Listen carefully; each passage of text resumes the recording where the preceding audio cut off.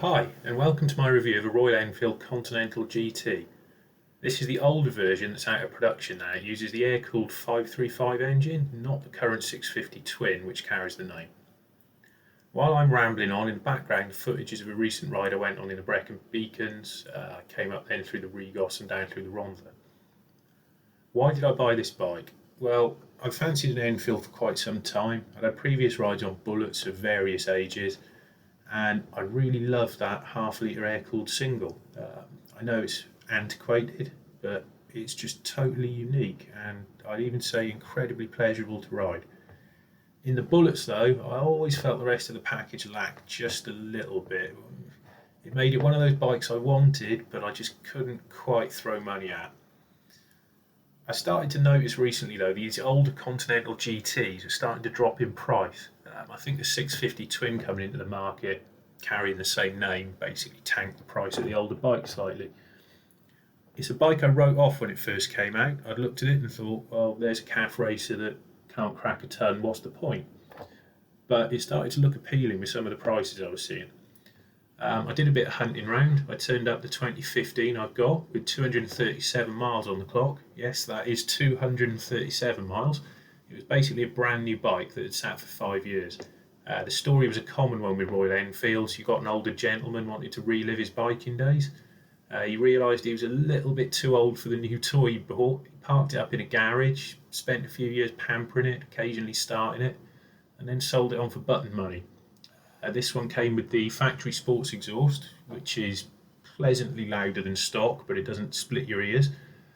Other touches, it came with the dual seat, single seat, the bar end mirrors, the pillion pegs. Not all of them came with these things. I've just put the bike now past 3,000 miles, so I thought it's about the right time to review it, seeing as I've used it a fair bit. We'll start with build quality and reliability. Two things Enfield are probably not best known for. Build quality, I really can't fault anything major with this bike. The first thing I managed to break was a rider's foot peg. That touched down on a roundabout when I was trying to show off. The tip snapped off quicker than the peg folded up. I wouldn't say it's a massive black mark. I don't think the bike's really designed to drag a peg, but it does tell us the metallurgy in some of these bits may not be the best. The only other real issue I had was it spat out a bar end somewhere. It's an old school single, it vibrates. I probably should have checked after the first 1,000 miles that nothing was working loose. I learned the hard way. The paint and the general finish, it seems pretty good. The paint's thick, it's hard. I've not seen anything failing particularly. The powder coated areas seem, again, thick, hard, even. The bare metal areas, though, do need care. The engine cases will fur up for fun. Obviously, that's just cosmetic. If you don't mind your engine cases looking furry, don't polish them. If you want to keep them shiny, then you do need to get on the auto sole every now and again. Reliability, I've had no issues, but let's be honest, on any bike, even an Indian-made Enfield with 3,000 miles done, I wouldn't expect any issues. Right, shall we skip now to the engine? It's my favourite part of the bike. It's the reason I wanted one of these. This bike's got the 535 single. That's basically a big bore of the 500 in the Bullet.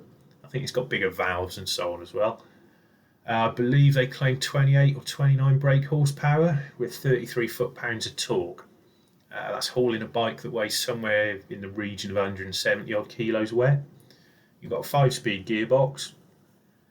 Performance terms, this equates to a 0 to 60 time of eventually, and a top speed with my 100 kilo arse pancaked onto the tank is about 82 mile an hour. Down a very, very steep hill, I managed to ping it off the limiter in fifth, and that was at 90 dead on.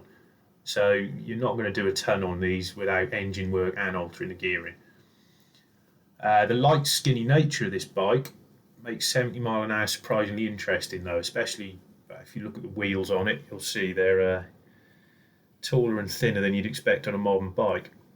The bike, again, because it's so light and skinny and torquey, pulls surprisingly well at low speeds. Being the skinny little thing that it is, it makes it really good for filtering.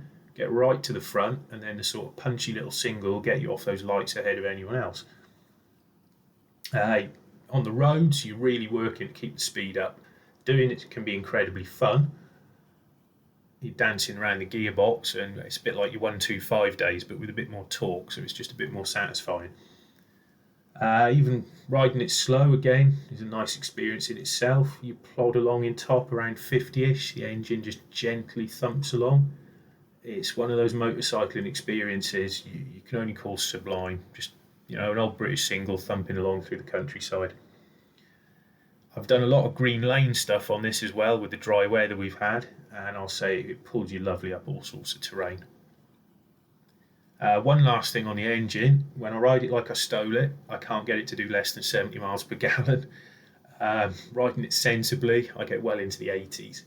So it's very, very fuel efficient. Following on from the engine, should we talk about the rest of the bike? The suspension: there's no adjustment on the front, preload only on the rear. Lots of reviews when this bike launched focused on how can it possibly not have fully adjustable suspension. My answer to that is, well, it really doesn't need it. I think these reviews were journalists just picking at things for the sake of it. Does it handle as well as my GSXR? Well, obviously not. But my GSXR needs to handle at triple figure speeds like that, hence the massive range of suspension adjustment to dial it in. This thing doesn't really need to go much above 80. If I was going to pick at anything on the suspension, okay, the front end's a little soft, but you've got to think this bike was made in India, where a lot of dirt roads exist, and rock hard front ends aren't really going to end well. I've seen this myself, that front end I'm complaining about when I get onto green lanes or the metal byways around Salisbury Plain. It's suddenly what you want. All in, I'd say the bike handles more than enough. I mean, you can throw it through corners aggressively as the power output allows, so why do you want more? The brakes, you've got Brembo up front and Bi-Bray, which is a budget version of Brembo made in India, on the rear. The front, despite being a Brembo, it's an old style 2-pot sliding caliper. There's not a lot to say there. Mine's Euro 3, so there's no ABS to go with it. To be honest, the bike's over-braked. There's no faults to pick. It could have been on drum brakes with the power output it's got and been fine. While we're down the bottom end, we'll go on about the wheels. Like I said before, it sits on some quite skinny, by modern standards, 18s.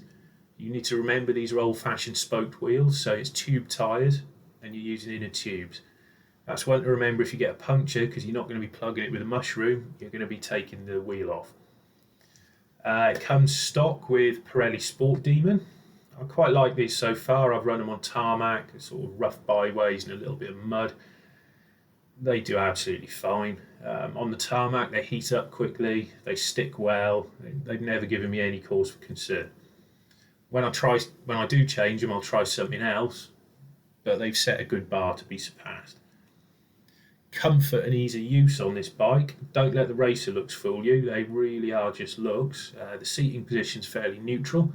If you're tall, the single seat is a bit trying. However, with the dual seat and no cowl, I can shuffle my fat ass backwards, and I've done 300-mile days in comfort, no aches and pains the next day. Clip-on style bars, again, they're deceiving. They're above the yoke, not under. Ergonomically, that means it's no different to a low-slung set of handlebars. The clocks are a mixed bag. It's easy to read the RPM, which I suppose is the important one. Speedo could be a pain in the neck. UK bikes, they seem to have randomly come with either a mile-an-hour speedo, or like mine, kph with mph on the smaller inner ring. It's not a biggie, it's just mildly annoying that on a UK market bike you've got to look twice because you're trying to read the little figures. There's a little digital window in the clocks, controlled by a single button, 3 modes: auto, trip A, trip B. Any mode it'll show you a fuel gauge. They missed a trick here. I wish they'd added a digital clock as a 4th mode. Clocks are rubber damped, so there's not too much vibration. The fuel gauge, mine's okay for the first half. The second half of the tank, it just drops to nothing almost instantly, even when there's a lot of fuel there. I can't say I care. I've never had a bike with a good fuel gauge. One thing to note on easy use, there is nowhere to carry anything on this bike. You can't even fit a pack of fag papers under the seat, so if you want to haul stuff about, you're going to be spending £100 on a rack or carrying a backpack. Tying stuff to the seat can be done, but there's no anchor points, so it always feels a bit makeshift.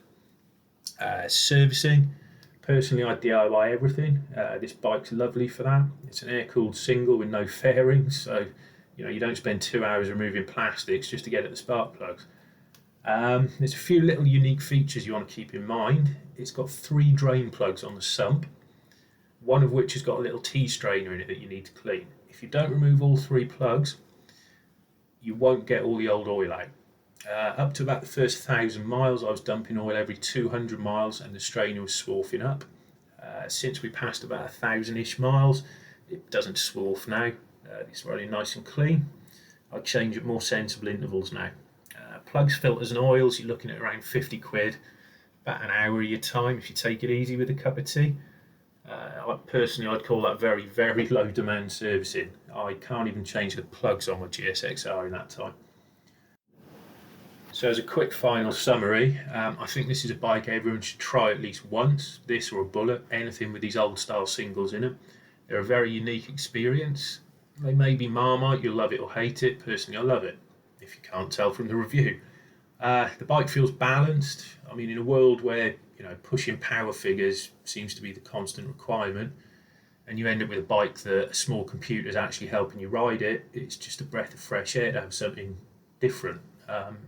It's basic biking, but basic biking can be incredibly fulfilling, as it's just you and the bike. I'd say, to sum it up, and I think this is a common phrase with many Enfield owners, it's the best crap bike I've ever ridden. If you get a chance, try one.